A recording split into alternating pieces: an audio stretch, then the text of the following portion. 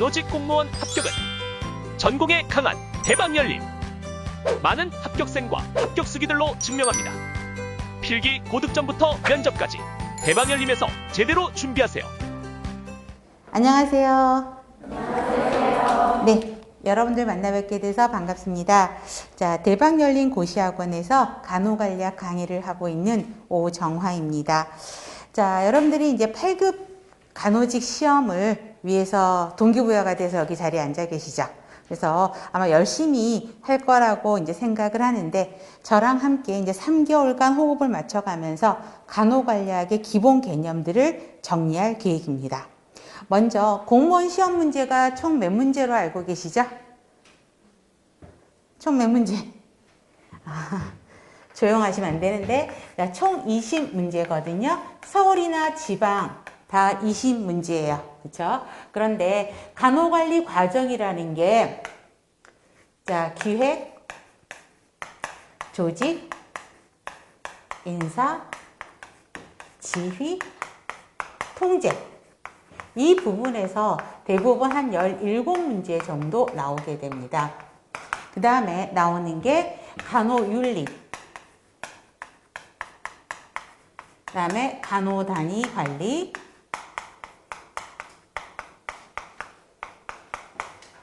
간호법, 뭐 이러한 것들이 한 3문제 정도 나오는 걸 볼 수 있고요. 그 다음에 전문직관은 여러분들이 이제 문제집 같은 걸 보시면 전문직관에 대해서도 문제가 나오는 걸 볼 수 있는데, 공무원 시험에서는 거의 나오진 않고 있습니다. 여러분들이 알고 있는 그냥 상식으로 푸셔도 충분히 알 수 있고요. 그 다음에 여러분들이 제일 궁금해 하시는 게 뭐냐면 간호 역사요. 세계사, 그 다음에 간호 한국사 있죠. 국가고시에도 간호관리 책 보면 이거 문제가 있거든요. 근데 국가고시에서도 이 비율이 굉장히 많이 줄어 있어요. 여러분들이 아마 국가고시 봤을 때는 한 40문제 중에 한 10문제가 역사였거든요. 근데 지금은 국가고시에서도 35문제로 문제가 뜨면서 이 역사 부분이 2문제, 3문제밖에 안 나와요. 그래서 공무원 시험에서는 그러니까 지방에서 아주 제2의 나이팅게일이라고 불리는 서양 간호사가 뭐냐라는 것들이 지방 문제에서 꽤 오래전에 나왔었어요. 최근에 간호 역사 문제는 거의 출제되고 있지 않습니다. 그래서 이 부분은 그렇게 신경을 안 쓰셔도 될 것 같고요. 자, 전체적인 내용을 저희가 한번 볼 건데요. 자, 출제 경향을 보면 이제 서울과 지방으로 나눠지게 되죠. 그래서 서울 같은 경우는 간호관리 전공하시는 교수님들이 이제 문제를 내시는 거고요. 지방은 그 14년도를 기준으로 해서 조금 문제 양상이 달라집니다. 14년도 이전에는 어떤 형태였냐면 경기도, 인천, 부산, 대전 이런 형태로 각각의 지방이 다 시험 문제가 다 달랐어요. 그랬다가 14년부터는 지방이 다 같은 날짜에 시험을 보게 되면서 문제가 더 통합이 됐거든요. 그래서 문제은행을 통해서 수탁 형태로 문제가 나오기 시작합니다. 그런데 수탁 형태가 됐다 그러면 어떻게 되냐면 문제가 나오면서 답도 공개를 해줘야 되거든요. 그러다 보니까 아주 비비꼬고 애매한 문제는 나오지는 않습니다. 그리고 어렵다고 하더라도 답이 헷갈리는 애매한 문제 있죠. 그런 거는 출제가 되지 않고 있음을 볼 수 있습니다. 그런데 자, 이 서울하고 지방의 또 차이가 뭐냐면 어떤 때는 서울시가 더 어려울 때가 있고요. 어떤 때는 지방이 더 시험 문제가 어려울 때가 있어요. 근데 그거는 그때그때 출제 경향에 따라서 달라지는 것을 볼 수가 있습니다. 자, 그 다음에 그 전까지는 답을 그러니까 공개를 하지 않아서 문제도 공개하지도 않고 답도 공개하지 않아서 여러분들이 이제 기출문제집 제 것도 있긴 하고 하지만 똑같은 기출문제라 그래도 선생님들이 질문을 하세요. 선생님, 어떻게 똑같은 기출문제인데 출판사 문제집마다 틀립니까? 라고 하는 거죠. 그런데 그 이유는 뭐냐면 그때는 문제 똑같은 한 12년도 문제다 라고 했을 때 표현 방법이 다 틀린 거죠. 출판사마다. 왜 그럴까요? 시험 보시는 선생님들 기억력을 동원해서 문제를 복원해서 그렇고요. 문제가 이제 문제가 오픈이 됐을 경우는 거의 동일한 문제로 동일한 문제로 나올 겁니다. 그래서 지방직 같은 경우는 17년도 이후, 그 다음에 서울시 같은 경우는 18년도부터 문제를 공개를 하고 있습니다. 문제도 공개하고 답도 공개를 해요. 그런데 그것도 그때그때마다 좀 틀려요. 그래서 항상 올해 시험은 언제 봅니다 라고 하면서 문제를 발표를 합니다 하지 않습니다가 나오고 있습니다. 최근에 서울 지방은 전부 오픈을 하고 있고요. 한 15년도에서는 오픈하지 않아서 제가 시험장에 가서 앉아 있었던 적도 있었거든요. 그래서 저는 이제 간호관리 한 과목만 보고 나머지는 전부 찍기 신공을 발휘해서 문제를 풀었던 적이 있는데, 최근에 여러분들이 보면 올해가 21년이죠. 20년도 지방 광주광역시에서 시험을 본 적이 있었거든요. 그때는 문제 오픈을 안 했어요. 그래서 저도 광주까지 가서 시험장에 앉아 있었던 기억이 나거든요. 그런 것들은 나중에 그 기출문제 풀이반에서 제가 다 오픈을 할 겁니다. 그래서 문제 형태 이제 그렇게 오픈, 현재는 오픈을 하고 있는데 다 오픈하는 건 아니다. 그때그때 상황에 따라 달라진다라는 걸 볼 수 있다라고 보시면 되겠고요. 자, 올해 21년도 출제 경향을 한번 살펴볼게요. 자, 서울시는 생각보다 쉬웠어요. 그래서 합격 수기 여러분들이 보시겠지만 거의 간호관리는 100점이 되신 분들이 합격하신 걸 볼 수 있고요. 상대적으로 지방이 조금 난이도가 있었습니다. 그래서 예를 들면 작년에는 공부 안 해도 쉽게 점수를 획득했어요. 그랬는데 이제 떨어지셔갖고 1년을 더 공부했잖아요. 그러면 올해 점수가 더 좋아야 될 거 아니야. 1년 더 공부했는데 오히려 점수가 안 나오신 분이 더 많습니다. 그리고 여러분들 간호관리는 공부 안 해도 된다라는 생각이 굉장히 많이 있으신 것 같은데 고득점을 일단 획보하는 게 여러분들이 합격으로 가는 지름길이에요. 특히 서울에서는 생물, 그 다음에 지역사회, 간호관리 세 과목 보잖아요. 이 세 과목에서 제일 쉬운 과목이 간호관리거든요. 그래서 간호관리학에서 100점을 맞지 않는 이상 다른 과목에서 조금 실수를 하더라도 간호관리는 100점을 맞아야 조금 여러분들이 원하시는 결과에 갈 수 있습니다. 그래서 너무 쉽게 생각하시지는 않으셨으면 좋겠다는 생각을 해봅니다. 자, 그래서 보시면 되는데, 자, 그 다음에 우리 간호관리는 총 20문제예요. 그런데 여기서 나오는, 지금 뭐 여기가 17문제 정도가 여기서 나온다라고 하는데, 일반적으로 전체적인 항목에서 20문제에서 17문제는 굉장히 쉬워요. 여러분들이 실수만 하지 않는다면, 정말 실수를 하면 안 된다는 상황에서 17문제는 답을 맞출 수 있는 문제예요. 근데 문제가 뭐냐면 이 남은 세 문제 있죠. 이게 문제가 까다롭다는 거죠. 아니면 비비 꽂거나 아니면 지금까지 한 번도 안 나온 기출문제가 갑자기 툭 튀어나올 때도 있고요. 특히 지방직 같은 경우는 의료법에서도 문제가 갑자기 툭툭 튀어나오는 걸 볼 수 있습니다. 그래서 여러분 17문제는 여러분이 공부하시면 저랑 같이 공부하시면 다 맞는다고 쳐요. 근데 사실 시험에서는 한 문제 갖고도 당락이 결정이 되죠. 그렇기 때문에 그 세 문제를 맞추기 위해서 공부를 한다라고 생각을 하시면 될 것 같아요. 그래서 올해 서울시 같은 문제는, 서울시에서 문제는 간트 차트라든가 터크만 모델 나왔었고요. 질관리 분석 도구에서 산점도가 나왔거든요. 그게 이제 한 번도 안 나왔던 문제가 나온 거예요. 그런데 간트 차트 수업 시간에 했었고요. 특히 터크만 모델도 수업 시간에 다 했었고 산점도 다 책에 있었던 전혀 낯설지 않은 문장이었습니다. 저랑 같이 단원별 문제풀이라든가 모의고사 문제풀이 하셨던 분들은 다 푸실 수 있는 문제예요. 그래서 여러분들이 합격자 수기를 한번 보시면, 카페에 들어오셔서 보시면 다른 분들은 터크만 모델이 뭐냐 막 웅성웅성 하셨는데 자기는 쉽게 풀었다라는 글을 써주신 합격하신 분이 있거든요. 보시면 되겠고요. 지방직 같은 경우는 갑자기 간호인력 취업 교육센터라고 있는데 거기에서 하는 업무가 뭐냐 이렇게 나왔거든요. 사실 그 수업 시간에 가르친 것도 없고 여러분들 전체 학원에서 간호관리 공무원 책을 보면 그 내용이 있는 사람 아무도 없거든요. 의료법에서 갑자기 툭 튀어나와요. 근데 사실 조금만 생각하면 풀 수 있는 문제인데 여러분들이 마음이 급하잖아요. 그러니까 이거 처음 듣는 소리야. 당황해서 못 푸셨을 수도 있고요. 그다음에 셀프 리더십이 나왔었어요. 셀프 리더십 제가 수업 시간에 했었거든요. 자, 이건 한 번도 안 나온 문제인데 나올 가능성이 있습니다라고 했고, 그다음에 그거를 단원별 문제풀이에서도 다뤘었어요. 역시나 같은 비슷한 개념으로 나왔고요. 그다음에 질 향상 과정에서 PDCA, 우리가 몇 년 전에 포커스 PDCA 나왔었거든요. 그러면서 PDCA가 또 나왔었고, 최근에 개인정보보호 가이드라인이 이것도 이번에 새롭게 출제된 거를 볼 수 있습니다. 그 다음에 제가 조금 이제 여러분들한테 자랑을 한다 그러면, 여러분 여기 시험 보러 가셨던 분들 계셨을 겁니다. 그런데 시험 보러 가시면 이제 앞으로 가실 분들이잖아요. 그러면 그 학원 앞, 그 시험장 앞에서 저희 학원 관계자분들이 저희 학원에서 홍보 문제라고 한 10문제씩을 배부해 드리거든요. 그래서 시험 볼 때 참고하세요라든가 학원 이제 홍보하려고 한 10문제들을 요약을 해서 여러분들 손에 드립니다. 그죠? 타 학원도 그렇게 드릴 거예요. 그래서 제가 간호관리 10문제를 이제 드렸었는데 그 새롭게 나왔던 그 문제, 간트 차트, 그 다음에 터크만 모델, 그 다음에 셀프 리더십을 세상에 그 10문제에서 3문제가 들어가 있는 거예요. 그렇죠? 저도 딱 보면서 너무 놀랐었어요. 문제 나왔어. 이제 드디어 나왔구나. 이런 문제들이. 그러다가 광고 문제를 한 번이 우연찮게 딱 펼쳤는데, 나머지 7문제는 다 여러분들이 풀 수 있는 문제였고요. 세 개의 새로운 개념이 나올까?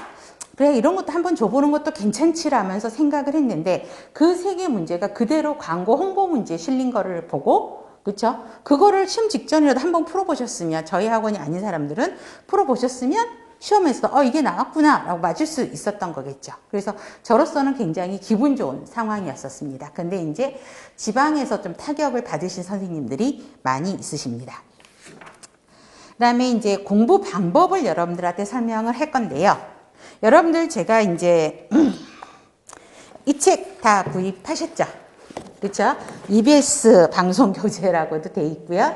그 다음에 지금 이 책은 기출문제 내용들을 정리한 내용이에요. 그래서 여러분들이 지금 보면 책이 되게 두껍다 이러시는 분들도 있을 텐데 최소 이거는 시중에 나와 있는 뭐 수문사라든가 현문사라는 출판사들이 이제 책을 많이 만들어내는데 거기에 있는 내용과 기출문제를 다 넣은 거거든요. 답과장을.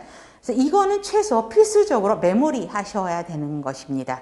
그래야지만이 나중에 기출문제를 보잖아요. 그러면 어디서 많이 본 문장이다. 이런 느낌이 오셔야 되고요. 또 책을 보시면 각 챕터별로 기출문제가 뒤에가 들어가 있죠. 그래서 최근 6개년 기출문제가 들어가 있습니다. 그런데 이제 뭐 전산 쪽 같은 경우는 간호정보 쪽은 문제가 거의 안 나오니까 오래된 문제가 들어가 있긴 해요. 그래서 한 최근 평균 6개년 정도 들어가 있다라고 보시면 되겠습니다. 그래서 기출문제를 기본적으로 한 챕터를 공부하시고 나오면 기출문제는 반드시 풀어보시면서 출제 경향이 어떤 건지 개념들이 무엇인 건지 어떤 걸 강조하고 있는 건지 비슷한 문장들이 계속 나오는 걸 볼 수 있거든요. 참조해서 보시면 되겠습니다. 그리고 이제 이 기본책은 여러분들 출판사 책이요. 20년까지가 나온 게 가장 최근 책이거든요. 무슨 말인지 아시겠죠? 그래서 올해 21년에 나온 출판사 책은 아무것도 없어요. 간호관리학 책. 그래서 여러분들 기본서는 20년까지 나온 책을 여러분들한테 다 업그레이드 해서 여러분들한테 드린 거라고 보시면 되고, 만약에 이제 중간에 새로운 책이 나왔다. 그러면 제가 또 유인물로 다 드릴 겁니다. 너무 걱정하시지 않으셔도 됩니다.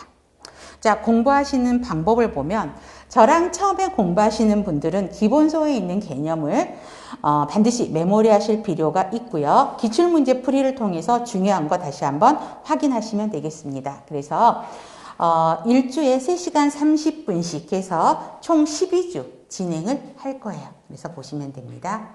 여러분들에게 유인물을 아마 2종류로 드릴 겁니다. 그래서 오늘은 강의 유인물 받으셨죠? 그쵸? 그 강의 유인물 한번 봐보세요. 그러면 강의와 관련된 내용 등을 또 아니면 교과서에 있는 내용이 이렇게 저는 조금 성향이 이게 표로 만든 걸 굉장히 좋아합니다. 그래서 말로 설명하는 것보다 이렇게 한번 그림으로 보면 좋은 것들, 그 다음에 참고 자료로 정리되어 있으면 좋겠다고 하는 것들을 여러분들한테 유인물로 드릴 거예요.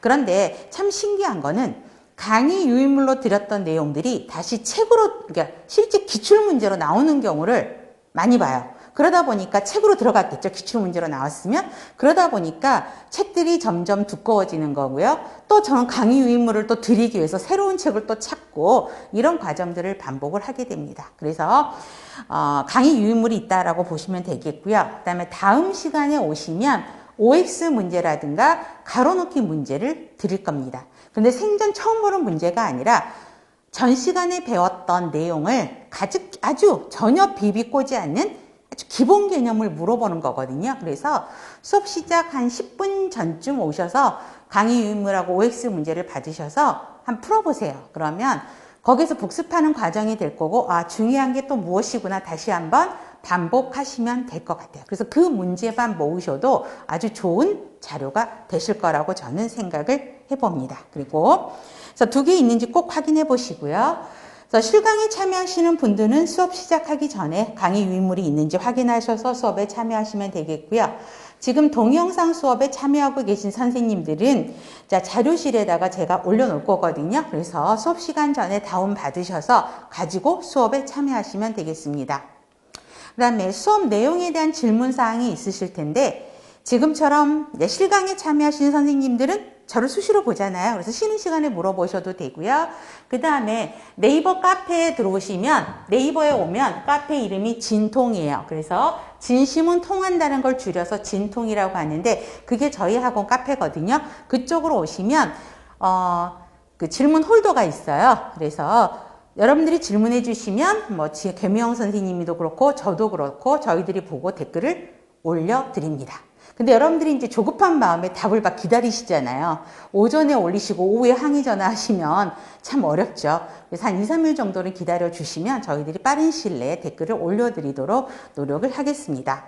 그래서 질문을 거기다가 카페에다 올리시는 방법 중에 하나가 혹시 먼저 동일한 질문이 있는지를 먼저 검색하시고 올려주시면 좋겠어요. 여러분들이 궁금한 거는 거의 비슷하거든요. 그래서 거기에 대한 댓글이 똑같이 되는 거 저는 계속 똑같은 걸 올려야 되잖아요. 그러니까 먼저 검색을 해보시고 만약에 없다라고 하시면 글을 올려주시면 저희가 빠른 시일 내에 댓글을 올려드리도록 노력을 할 거고요. 동영상 수업에 참여하시는 선생님들은 그 동영상의 그 홈페이지에 보시면 학원 홈페이지에 보면 질문방이라고 따로 있거든요. 거기에다 올려주시면 저희들이 댓글을 올려드리도록 하겠습니다. 그 다음에 질문을 올리실 때 한 가지 부탁 말씀을 드린다면 질문을 올리실 때 딱 한 문장만 올리시면서 선생님 이게 답인가요 아닌가요? 이렇게 물어보는 게 굉장히 많거든요. 그런데 간호관리를 공부하시다 보면 그 문장이 어떤 상황에서는 답이 될 수도 있고요. 어떤 상황에서는 틀린 답이 될 수도 있거든요. 그렇기 때문에 문제 전체를 올려주셔도 좋습니다. 그래서 문제 전체를 타자치기 싫다. 그럼 사진 찍어 올려주시는 거 괜찮아요. 그런데 요즘 젊은 세대들 사진 제대로 올리실 수 있죠. 그쵸? 좌우 바뀌어서 올리시고 거꾸로 올리시면서 댓글을 달아달라고 하는 거는 서로 간의 예의는 아닌 것 같아요. 근데 가끔씩 그러신 분들이 계세요. 근데 그런 예의는 조금 지켜주셨으면 좋겠습니다. 또 한 가지, 제가 강의한 거에 대해서만 질문을 올려주세요. 뭐 타 학원의 뭐 문제나 그쵸? 타 출판사의 문제 오답들이 가끔은 있잖아요. 근데 그 오답을 저에게 확인하시려고 올리시거든요. 뭐 간염 문제 또 올리시는 분들도 있고, 근데 그런 거는 해당 출판사로 문의하시는 게 더 빠른 답입니다. 아셨죠? 그것만 지켜주시면 저희도 최대한 성의껏 답변을 올리도록 노력을 할 것입니다. 자, 여기까지 강의와 관련된 내용을 설명을 해드렸습니다. 그러면 자, 지금부터 강의를 시작해 보고자 합니다. 자, 여러분들 교재를 먼저 보시면 목차가 있습니다. 자, 목차는 처음부터 외우시려고 하시면 절대 안 되고요. 공부를 하시다 보면 나중에 이 목차가요, 어느 순간에 여러분들 머리에 다 정리가 될 거예요. 근데 지금은 간단하게 목차에 대한 개념들만 설명을 할 겁니다. 자, 먼저 간호관리의 이해라고 되어 있는데요. 특히 그 간호와 관리의 개념에서 4번 생산성 있죠. 효과성, 효율성이 출제 빈도가 높습니다. 그 다음에 2번에서 간호관리의 특성에서 간호관리자의 유형, 카치의 관리 기술, 그 다음에 민츠버그는 해년마다 나오는 걸 볼 수 있고요. 관리 이론은 뭐 고전적이냐 신고전적이냐 현대적 이론이냐 이렇게 나눠지는데 그 각각의 이론들에 대한 장단점들이 시험 문제에 나올 거예요. 그래서 돌아가면서 나오는데 굉장히 출제 빈도는 높습니다. 기획하고 그 다음에 조직은 굉장히 내용이 많아요. 그런데 외우기는 쉬워요. 외울 건 굉장히 많아. 근데 아주 단답형들이 바로바로 떨어지는 문제여서 어렵지는 않게 출제되는 것을 볼 수 있습니다. 특히 여러분들이 어려워하시는 게 어디냐면 기획에서 재무관리예요. 그래서 뭐 손익계산서, 재무제표, 그 다음에 대차대조표, 그러니까 재무상태표라고 하거든요. 예전 말로는 대차대조표인데, 현재 용어로는 재무상태표인데, 뭐 이런 말들이 나오면서 되게 어려워하시고요. 그 다음에 진료비 지불제도에서 여러분들이 조금 많이 용어들이 낯설지가 않아서 힘듭니다. 그 다음에 간호관리료 차등제, 간호간병 통합 서비스는 이제 계속 출제되고 있는 문제이고요. 시간관리는 이제 거의 요즘에는 나오지는 않고 있습니다.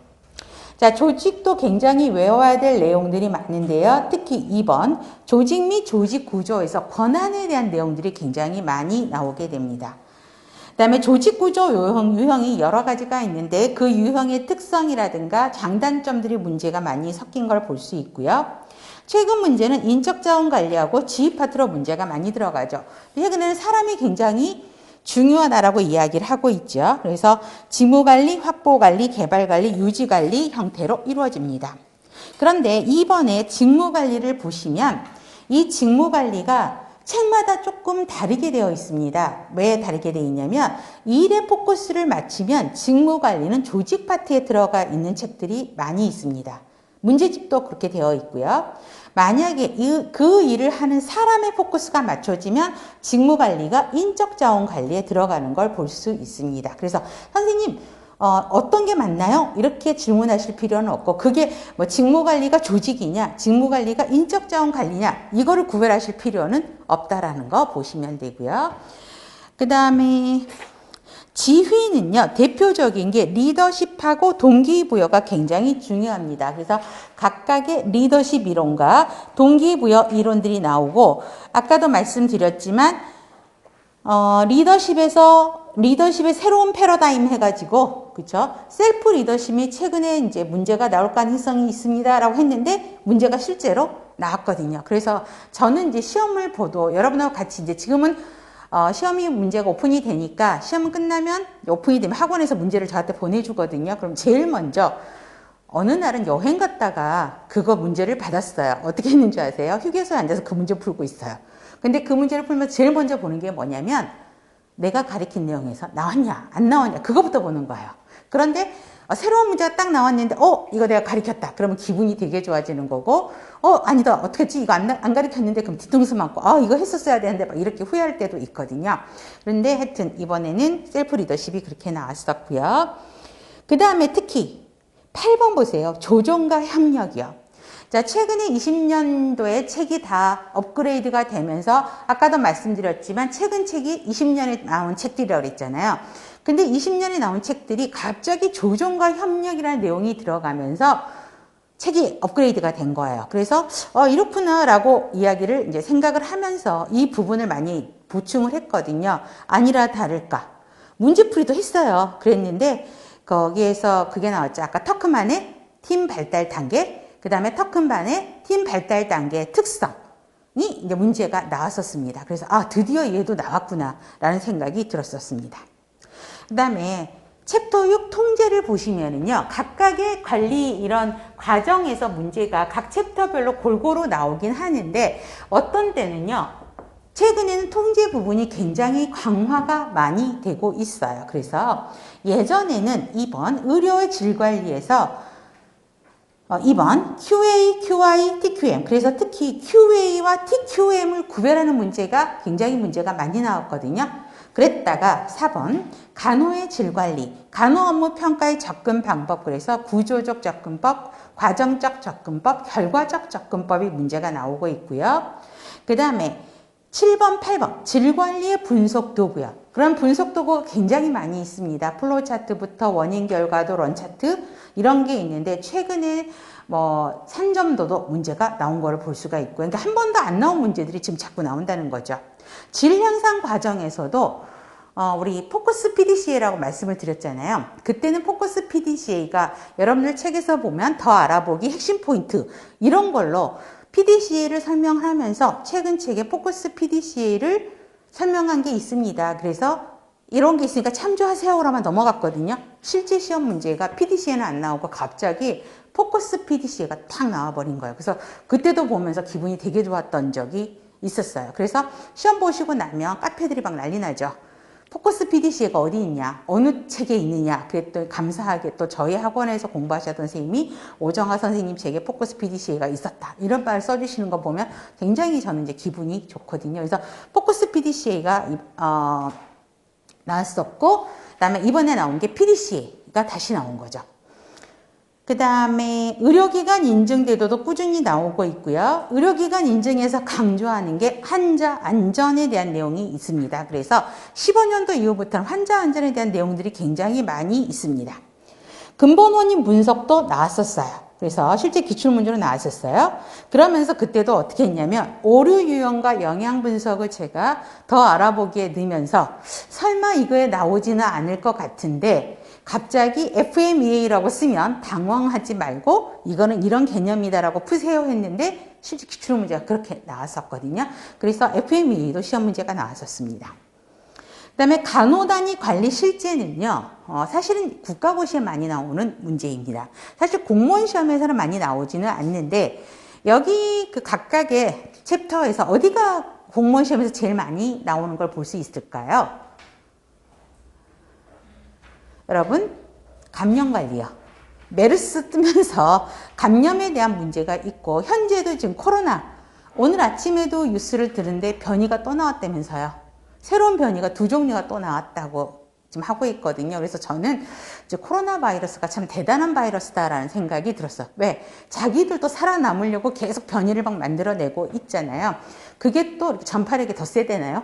그래서 우리나라에 들어오면 안 되는데 이제 그런 거를 보면서 왔는데, 감염관리 문제가 특히 굉장히 많이 나옵니다. 접촉, 공기, 비말 전파 나오고 있고요. 그 다음에 그 격리 종류에 따른 격리 방법, 이게 한 번도 안 나왔었거든요. 근데 제가 아까 강주 가서 시험 봤다 그랬죠. 그런데 거기에서 문제가 나온 걸 보고, 아, 얘도 이제 조만간 서울 지방에서 문제가 뜨겠구나.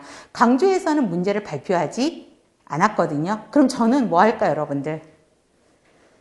그 강주 가가지고 간호관리만 풀고, 그러니까 풀지도 않고, 그러니까 간호관리는 풀고, 생물은 저는 어차피 점수 안 나오거든요. 그러니까 일단 시험지 받고, 생물은 다 찍고요. 지역사회도 저는 학교 졸업하고 나서 지역사회 해본 적이 없거든요. 그러니까 다 찍었어. 그럼 시간이 많이 남죠. 그래서 관리를 풀면서 그거 외우는 게 일인 거예요. 그 시험 시간 동안 내내. 그죠? 근데 나머지 거는 이제 전체적인 뭐 기출문제에서 나왔던 것들, 자주 나왔던 문제는 금방 풀 수 있잖아요. 근데 새롭게 나온 문제들이 아마 그때 격리 종류에 따른 격리 방법, 이게 문제가 나왔을 거예요. 그래서 그 버리는 비닐봉지 그 색깔이 있잖아요. 뭐 그런 종류가 나왔던 것 같아요. 그래서 나오시면 됩니다. 그 다음에 물품 관리는 나오는 것들은 거의 정해져 있고요. 그래서 공무원 시험에서 제일 많이 나오는 게 감염 관리와 여러분, 약물 관리. 특히 기본 약물 관리는 많이 나오지는 않고요. 고위험 약물 관리와 마약 관리가 제일 많이 문제에 나오는 걸 볼 수 있습니다. 그 다음에 챕터 8에 간호관리의 법적 측면을 보면 법률 용어들이 많이 나오고요. 의료법들이 많이 나오게 돼서 여러분들이 조금 힘들어 하시긴 하는데, 그 부분에 대해서는 제가 이제 시간을 투자해서 여러분들한테 설명을 해 드릴 겁니다. 그 다음에 간호 서비스 마케팅은 나오는 부분들은 꼭 정해져 있습니다. 그래서 그건 수업 시간에 설명을 할 거고요. 정보 시스템은 최근에는 거의 문제 나오지 않고 있어요. 아마 지금 10년 동안에 한 번인가 2번밖에 나오지는 않고 있는데, 지금 보시면 4번, 5번 한번 봐보실래요? 정보기술 발전 동향과 간호정보관리, 환자정보보호요. 그래서 이 올해 환자정보보호에 대한 문제가 나오면서 그 부분에 대한 거를 굉장히 정리를 좀 잘해서 넣어놨고요. 그 다음에 최근에 정보기술 발전들이 많이 되죠. 대표적인 게 빅데이터, 클라우드 시스템, 그 다음에 또 뭐 그런 것들 용어들이 많이 나오잖아요. 뭐 4차 산업 나오잖아요. 그런 것들이 최근 간호관리학 책들에 많이 업그레이드가 됐거든요. 그래서 굳이 뭐 선생님들이 뭐 출제자분들이 낸다면 빅데이터 나오지 않을까라고 해서 문제풀이 시간에도 그런 걸 했지만 뭐 그거는 나오지는 않았던 건데 가능성은 충분히 있습니다. 그 다음에 윤리예요. 그래서 특히 윤리학에서 한국간호사 윤리강령, 여기에서 대표적인 거고요. 그 다음에 생명윤리 원칙이 시험 문제 많이 나오죠. 간호 전문적은 그냥 흐름으로도 보셔도 충분히 풀 수 있는 문제입니다. 그래서 이거는 이제 나중에 공부를 하시고 그 다음에 문제풀이를 하면 저절로 이 목차는 다 외워져요. 그러니까 지금부터는 벌써부터 기운을 뺄 필요는 없죠. 그래서 아직은 시간이 많으니까 자, 천천히 공부를 하시면 될 것 같아요. 그래서 항상 제가 수업 시간에도 말씀을 드리지만 지금 처음 시작하시는 선생님들은 사실 지금 여러분들이 한번 풀어보셨을 거, 올해 시험 문제에도 한번 풀어보셨을 텐데 3개월 저랑 공부하고 나서 시험을 다시 한번 풀잖아요. 그럼 점수가 더 잘 나올 것 같을 거예요? 더 안 나올까요? 더 잘 나와야 정상이죠. 그런데 더 안 나옵니다. 왜 그럴까요? 석 달이나 저랑 계속 호흡하면서 공부를 했는데 왜요? 석 달 동안 여러분들이 하신 게 뭐냐면 오 선생님이 이거 제가 수업 시간에 말하는 것 중에 많이 하는 게 머스트입니다. 꼭 외우라는 거거든요. 머스트는. 그렇죠? 그다음 별표 많이 하세요. 이런 거거든요. 그러니까 수업 시간에 별표 많이 머스트 쓰기 바빴어요. 또 불러주는 것들이 있어 쓰기 바빴고 오 선생님이 이러한 농담을 했구나. 그 정도인 거지 이해를 하셨지 여러분들이 외우지는 않으셨어요.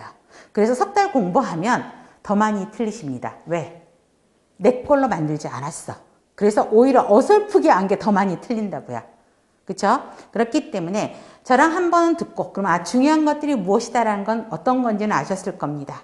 그런 다음에 여러분들이 다시 한번 리피트를 하셔야 내 걸로 만드는 과정이 된다라는 거 보시면 될 것 같아요. 아셨죠? 그래야지만이 자기 걸로 만들어야지만이 더 점수가 올라갑니다. 그래서 아직은 보통은 다 시험이 서울 지방이든 내년도 6월 정도 발표가 이제 시험이 될 건데 구정 때쯤 시험 일정이 나오거든요. 보통 구정 전후로 해서 올해 시험을 언제쯤 봅니다라고 나와요. 근데 대부분 6월 달쯤에 문제가 이제 시험 날짜가 정해지는데 아직은 시간 많거든요. 그래서 천천히 조율을 하시면 될 것 같습니다. 혹시 질문 있으실까요? 네, 좋습니다. 없으시면 이제 수업으로 들어가 보도록 하겠습니다. 자, 챕터 1. 간호관리 이해이죠. 자, 그러면 12페이지 간호의 정의는 그냥 흐름으로 보셔도 돼요. 굳이 외우실 필요는 없습니다. 자, 간호에서 나이팅게일 하면은 유명한 사람이잖아요. 자, 나이팅게일은 환경을 굉장히 강조했죠. 나이팅게일이 그 전까지는 별로 그렇게 유명한 사람이 아니었다가 전쟁에 참여하면서 이제 거기 나이팅게일 여사가 전쟁에 참여를 했어요. 그런데 가서 보니까 엉망인 거예요. 그때 군인 사망률이 50%가 넘었대요.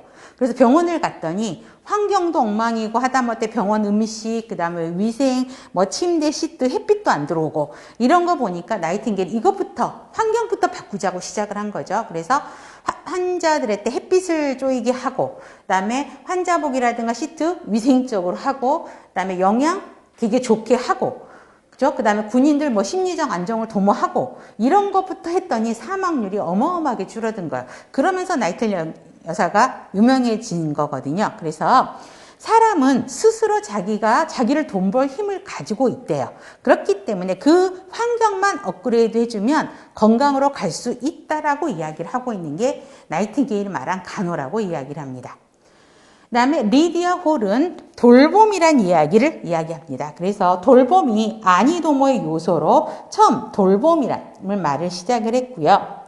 버지니아 핸더슨은 14가지 기본 욕구를 강조하게 됩니다. 그래서 기본 욕구를 충족시키는 행위, 14가지 간호 행위를 강조하는데 그 14가지 간호 행위가 뭐냐면 우리가 실제적으로 병원에서 하는 거 있죠. 바이탈하고 아이오 체크하고 시트 체인지하고 영양 급식해주고 그다음에 그런 내용들 있잖아요. 그런 것들이 전부 14가지 간호 행위에 속합니다. 그거를 잘 하도록 도와주는 게 간호다라고 이야기를 하고 있고요.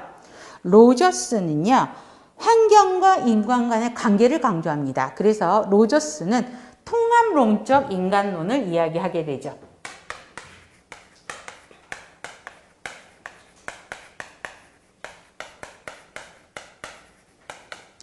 자, 그래서 환경과 서로 상호작용하는, 서로 인간과 환경이 서로 상호 에너지를 교환한다라고 강조를 하고 있고요. 오뎀은 자가간호를 이야기하죠. 자가간호에 필요한 욕구들을 충족하도록 도와주는 걸 간호행위라고 이야기를 하고 있고요.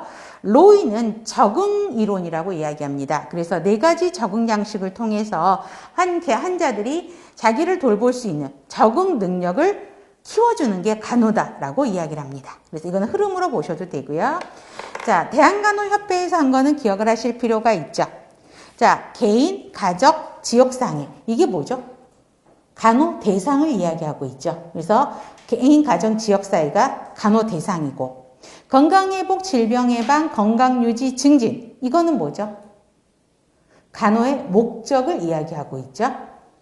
그래서 그거를 하기 위한 필요한 지식, 기력, 자원을 갖추도록 직접 도와주는 활동. 이거를 간호행위로 설명을 하고 있죠.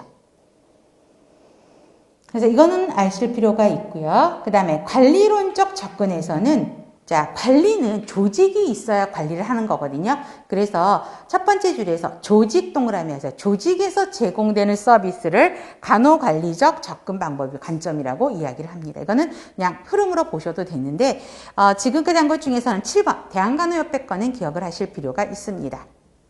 자, 그러면 관리와 행정의 차이점들을 문제를 많이 이제 나오는데, 자, 관리의 정의를 보세요. 1번부터 9번까지가 있는데, 여기 공통적으로 들어가는 말이 어떤 멘트가 있을까? 조직의 목표를 달성하기 위해 목적을 달성하기 이 말이 들어가죠. 그렇죠? 그럼 안 외워도 되겠죠. 그렇죠? 그래서 자, 구성원에게 관심, 영향을 준다. 뭐 뒤에 문장들을 보시면 이러한 것들이 전부 관리다라고 이야기를 하고 있습니다. 그래서 특히 5번 인적, 물적, 재정, 자원. 그러니까 결국은 자원들을 활용해서 기획, 조직, 지휘, 통제. 그래서 이거 보세요. 기획, 조직, 인적 자원 관리, 지휘, 통제. 이거를 관리 과정이라고 이야기를 합니다. 이 5개가. 그래서 이거를 나중에 순서대로 여러분들이 공부를 하실 겁니다. 관리 과정이에요. 그래서 지금 4번 이야기했고, 자, 5번도 보세요. 자원을 기획하고 조직하며 지휘하여 통제한다.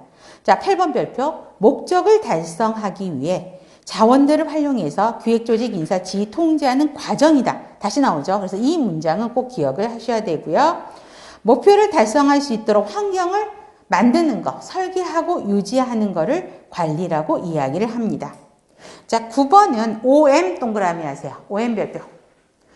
OM을 물어볼 수도 있어요. 자, 이건 조금 이따가 다시 설명을 할 겁니다. 그러면 다음 페이지에 관리의 특성을 보세요. 관리의 특성은 별표하세요. 그동안 시험 문제 많이 나왔던 해요. 근데 최근에 문제는 없죠. 그죠? 여러분들 실제로 문제가 출제가 됐으면 옆에 해당 연도 출제 문제가 써 있거든요. 근데 최근 10년 동안에는 문제가 나오지 않지만 그 전에 문제는 나왔었어요. 자, 조직이 있어야 관리를 할 수 있습니다. 그렇기 때문에 조직 내에서 이루어지는 거고요. 자, 물적인 요소를 중요시하는 게 아니라 사람을 중요시합니다. 왜? 구성원들이 우리 간호 서비스 생각해 보세요. 그럼 조직 내 구성원이 간호사들이죠. 간호사들이 노력, 그렇죠? 간호사들이 제공하는 서비스에 의해서 이루어지기 때문에 사람을 굉장히 중요시해야 합니다. 그다음에 목표를 추구한다. 자, 그래서 목표 지향적 옆에다 하나만 써놓으세요. 목표를 달성하기 위해서 관리를 하는 것이죠. 그래서 열심히 이렇게 했더니 실제 문제에서 뭐가 나왔냐? 목표를 위한 수단이다 이렇게 변형된 문제가 나오는데 틀린 문항 아니잖아요. 그렇죠? 목표를 달성하기 위한 수단으로서 관리를 한다라는 것입니다.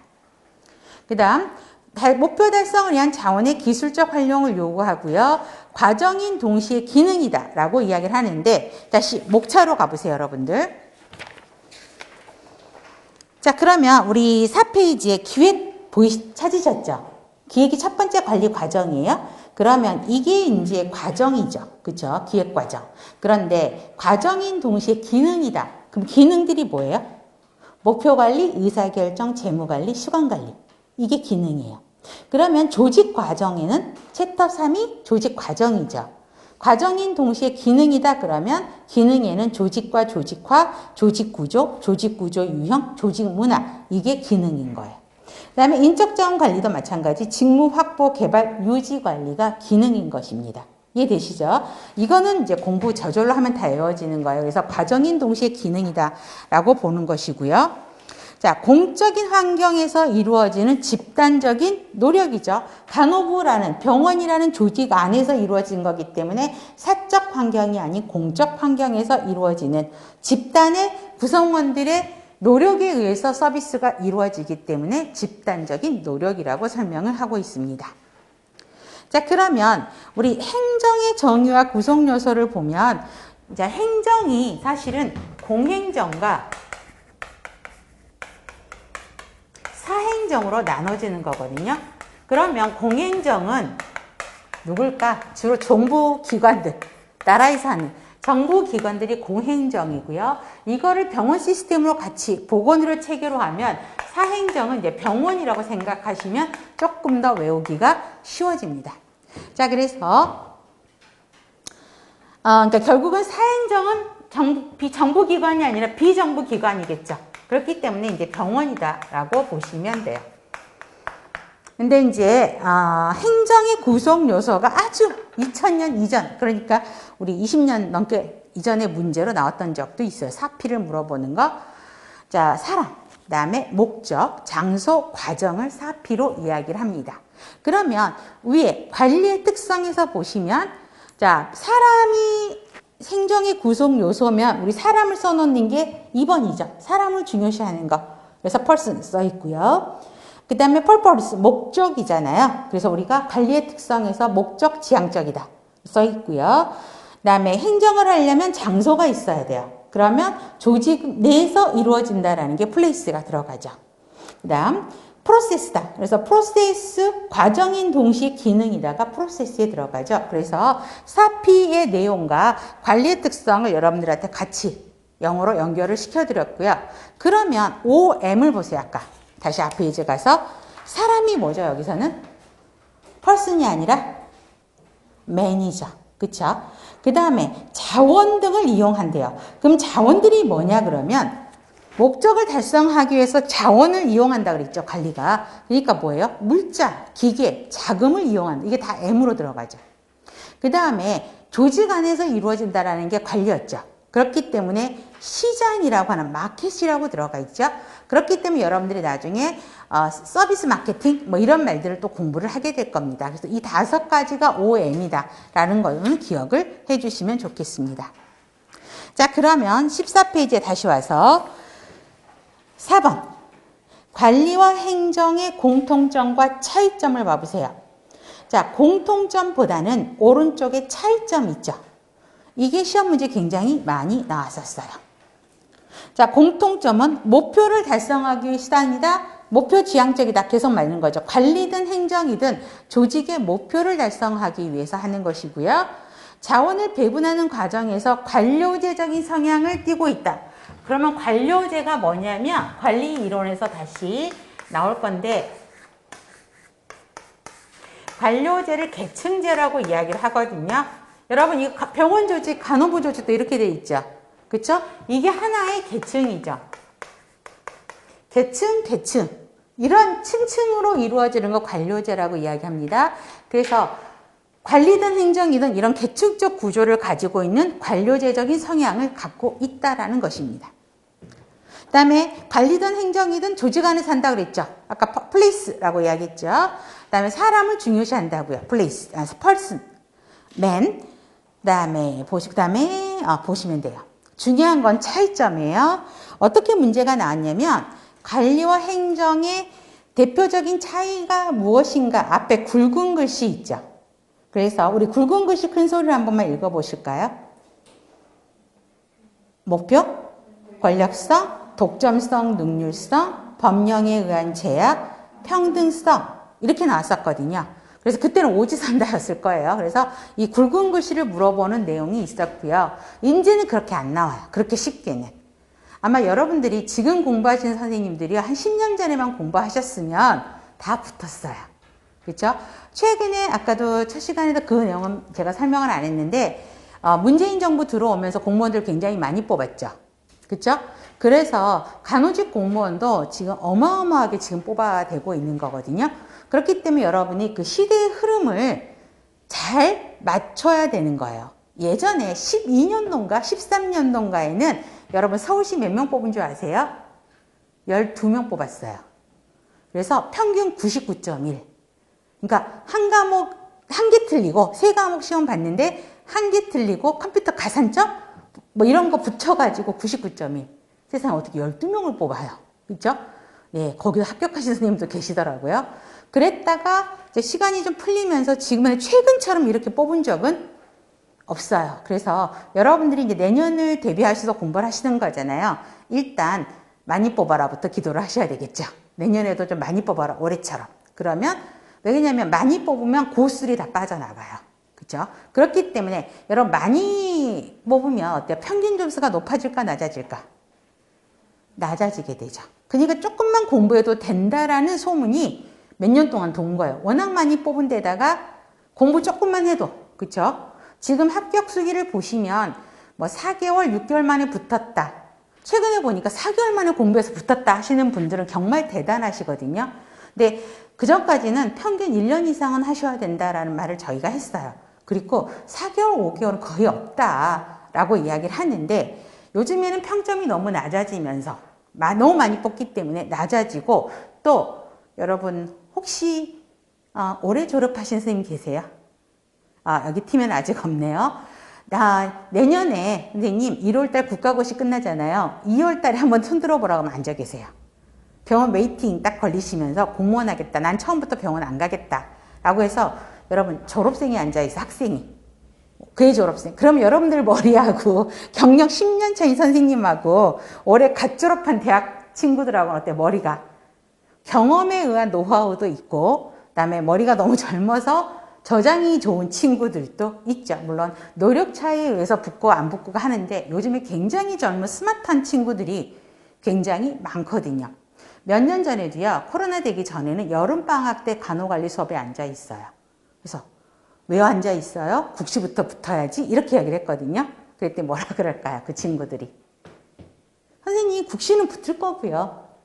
그쵸? 그래서 저는 서울을 볼 건데 여름방학 때 샘물 잡으러 왔어요. 그리고 국시 끝나면 바로 그 다음날 선생님 또 뵐 거예요. 그런 무서운 신규들이 있더라고요. 근데 붙었어요. 그 친구들. 그런 굉장히 똑똑한 젊은 친구들이 많이 나오기 때문에 이제 조금 공부를 하셔야 된다라는 것들이 있습니다. 자, 그래서 차이점은 5가지를 물어보긴 하지만 최근 문제는요. 관리는 뭐뭐이고 행정은 뭐뭐이다 하면서 주어들 바꾸기 장난의 문제들이 나오게 됩니다. 자, 그러면 자, 목표를 보세요.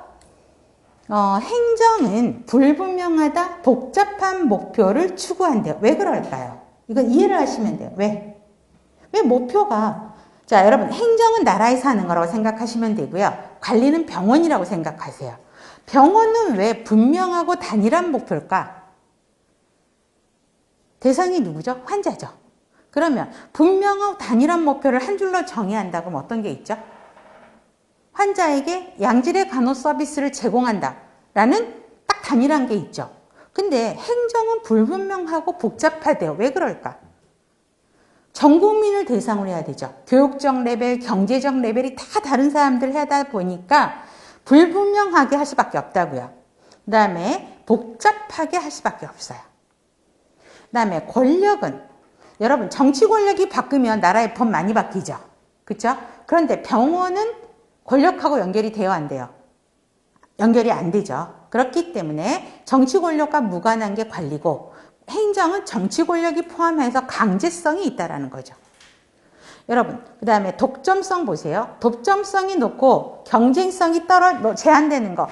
나라에서 하는 그 기업들이 그러죠. 독과점 하는 거. 여러분, 한국전력공사 한 개만 있죠. 그러다 보니 어때요? 여러분들 굉장히 루즈하죠. 왜? 경쟁 대상이 없어요. 자기네들이 한계이기 때문에 독과점 하는 거죠. 경쟁성이 떨어져요. 그 다음에 여러분들 한국도시가스공사 그러면 경쟁 상대가 없잖아. 그죠? 제한이 없어요. 그렇지만 병원은 어때요? 경쟁을 도모해요. 그쵸? 예를 들어서 이 학원이 영등포에 있기 때문에 영등포에 있는 큰 병원 찾으라 그러면 몇 개 병원이 있을 거란 말이에요. 그러면 거기에서 능력성을 향상시켜야지 만약에 거기서 도태돼 버리면 망해버리는 거잖아요. 그렇기 때문에 관리는 경쟁성이 있다고요. 그다음에 법령과 관련되어 있는 게 행정이죠. 나라에서 하는 거. 그래서 법령의 제한을 엄격히 받는 건 행정입니다. 상대적으로 관리는 법령 제약은 별로 없죠. 적게 받죠. 그 다음에 행정은 고도의 합법성이 요구되고 법 앞에 평등하다. 왜요? 전 국민을 대상으로 해야 되니까 합법해야 돼. 그렇지만 관리는 평등성이 덜 강조된다. 왜 그럴까, 여러분? 병원도 평등해야지. 여러분, 병원에 보면 요즘에 대형 병원들 빅5 1인실이 얼마인 줄 아세요? 여러분, 선생님, 저보다는 더 병원에 오래 계셨은 선생님인가? 얼마죠, 1인실이? 거의 40만 원 넘어가요. 그죠? 그 다음에 일반 병동이 1인실이 40만 원 넘어가요. 그럼 저기 꼭대기층 VVIP들은 저 꼭대기 펜트하우스. 하루 병실로 100만 원이 넘어가거든요. 그러면 어때요? 돈 많이 낸 사람들한테는 최고의 서비스를 한다고요. 그쵸? 거기 음식들 봐보세요. 저기 꼭대기층에 있는 음식은 영양사가 달라요. 호텔식 영양식이를 나오게 되고 서비스가 조금 틀리게 되죠. 그래서 돈을 많이 낸 사람에게는 최고의 서비스 제공한다. 뭐 돈을 적게 내서 최고의 서비스를 제공 안 한다는 게 아니라 돈을 많이 낸 사람한테는 최고가 되는 거죠. 그렇죠? 그렇지만 나라에서 하는 거는 어때요? 국민들 차별하면 돼요? 안 돼요? 안 돼요. 그렇기 때문에 평등한 개념이다 라고 보시면 돼요. 그래서 요거는 꼭 기억을 하셔야 됩니다. 자, 차이점은 별표 많이 하시고요. 다음에 관리 과정과 관리 기능. 이거는 간단해요. 사이사이 영어가 들어가서 되게 길어 보이는데, 자, 관리 기능을 최초로 제시한 사람이 페이올이고요. 나중에 관리 이론에서 고전적 이론에서 페이올의 이론이 나옵니다.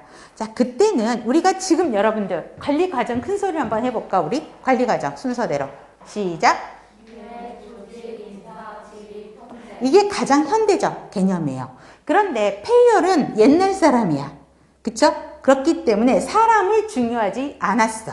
사람을 목적을 달성하기 위한 수단으로밖에 생각을 안 했거든요. 그러다 보니까 인사가 빠지고 우리 큰 소리로 한번 읽어볼까? 페이올, 기획, 조직, 지휘, 조정. 그렇죠? 그래서 인적 자원 관리가 빠지고 조정이 들어갔다는 거죠. 통제예요. 그다음에 규칙은 포스트 CORB라고 이야기해서 기획, 조직, 인사, 지휘에다가 조정, 보고, 예산이라고 하는 7단계. 메리너, 터미, 마르키스, 휴스턴 이 사람들을 외울 필요는 없는데 이 사람의 가장 최근 버전이죠. 기획, 조직, 인사, 지휘, 통제. 그 다음에 길리스가 앞에 자료 수집이라는 게 들어가 있어요. 그래서 기획, 조직, 인사, 지휘, 통제. 요것만 간단하게 정리하시면 돼요. 그 다음에 16페이지. 관리 기능을 물어봅니다. 자, 옆에 보면 왠지 시험 문제 많이 나왔죠? 그쵸? 근데 지금부터 겁먹을 필요는 없어요. 자, 각각의 관리 과정 그 목차에서 보셨지만 기획, 조직, 인사, 지휘, 통제 이게 나오잖아요. 여기에서 가장 대표적인 1번 문제가 뭐냐면 개념을 물어보는 문제입니다. 그래서 기획의 개념이 무엇이냐, 조직의 개념이 무엇이냐, 인적자원 개념의 정의가 무엇이냐, 지휘의 정의가 무엇이냐, 개념 정의가 가장 대표적인 문제예요. 그래서 지금은 이거를 다 외우지 마세요. 머리 터져요. 그렇죠? 나중에 각각의 관리 과정에서 또 다시 반복돼서 더 자세하게 나올 겁니다. 지금은 이해를 하시면서 넘어가시면 돼요. 자, 기획은 여러분들에게 기획안을 작성해라. 그러면 그 기획안에는 뭐가 들어가지? 왜 우리가 이것을 해야 되는지, 기획안을 하는지, 목적이 무엇인지, 그 다음에 어떤 방법으로 시행할 거고, 예산을 얼마 정도 할 거고, 어떻게 진행을 시킬 것인지, 그게 기획안에 다 들어가죠. 뭔가 정하는 거, 기획의 가장 대표적인 포인트는 설정이에요. 뭔가 정하는 거를 기획이라고 이야기를 하게 됩니다. 그래서 사전에 기획안을 만들어 놓고 그 다음에 실행을 하겠죠. 그러니까 사전에 행동 방안을 정하는 거, 육가 원칙이 들어가야 되죠. 기획에는.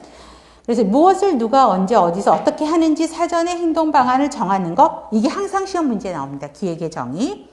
그 다음에 기획에서 우리가 제일 먼저 하는 게 신년 목표를 정하는 거예요. 거기에 따른 행동 방안을 선택하는 거. 그 다음에 디귿번에도 보면 통제를 하는데 통제에서 성과와 결과 측정을 위한 평가 기준을 마련하는 단계가 기획이죠. 그 다음에 제일 마지막에 있는 게 아까 뭐였죠? 과정인 동시에 기능이다. 공부했었죠? 제일 마지막에 있는 번호가 기능에 속하는 거죠. 그래서 기획의 기능은 기획의 계층화, 의사결정, 재무관리, 시간관리 이거를 다 수업 시간에 할 거예요. 이제 조직은 기획에서 어떤 프레임워크를 그러니까 어떤 기획에서 뭔가 다 설정했다 그랬잖아요. 그거를 조직화된 프레임워크를 만드는 게 조직이라고 이야기를 합니다. 그래서 공식적인 구조를 만드는 거고 자원을 조정 분배 정책 절차를 정하고 직무를 서술하고 직무에 합당한 자격을 정하는 거. 그 다음에 리을번에도 보세요. 조직화, 조직구조, 조직문화, 조직변화 이게 뭐였다 그랬죠? 아까 기능, 조직 파트의 기능입니다. 인적 자원은 사람을 뽑고 그 사람을 배치하고 교육해서 유지하는 기능. 그래서 직무 확보, 개발, 보상, 유지. 노사 협상은 노사와 서로 사람과 사람의 협상을 하는 거잖아요. 그렇기 때문에 인적 자원 관리로 보게 됩니다. 기능이고요. 지휘는 아까 대표적인 두 가지가 뭐라 그랬죠?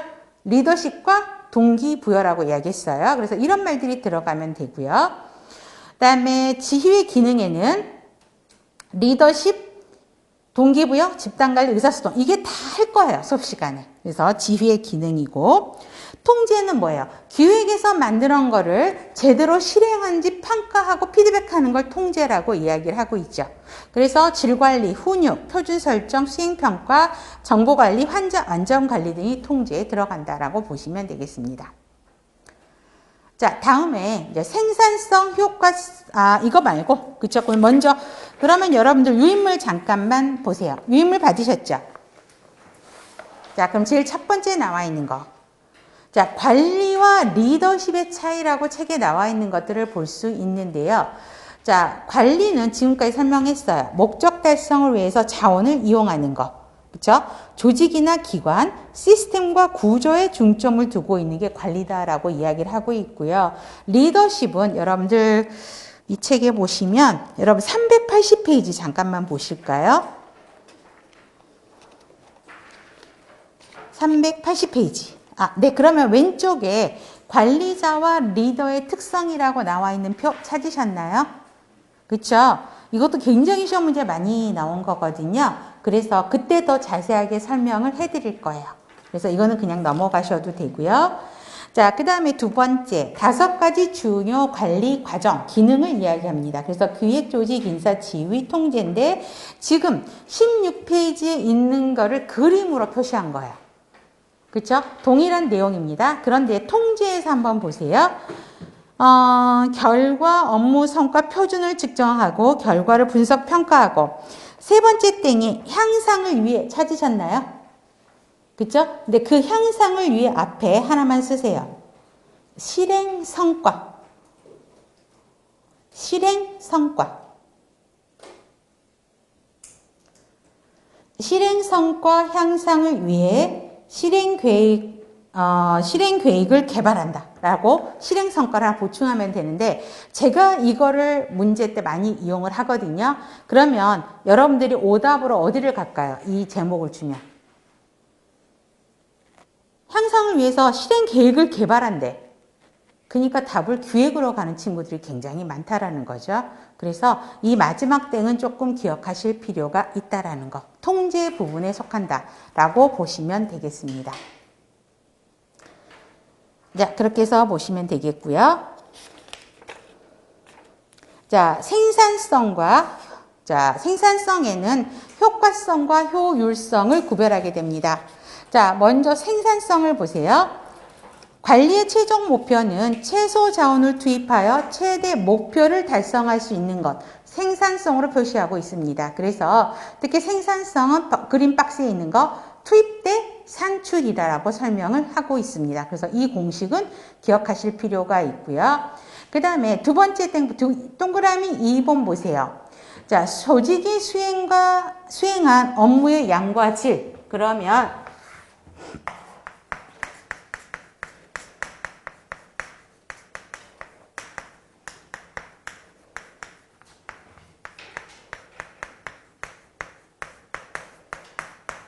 질이 여기에 산출에 들어가는 거고요. 그 다음에 자원 활용의 정도. 자원을 얼마만큼 잘 이용했느냐. 이걸 가지고 생산성이라고 이야기를 합니다.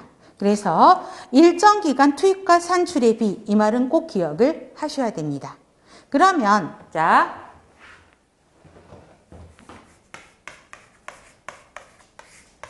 이걸 잠깐 제가 보고 할게요. 사명, 그 다음에 RN이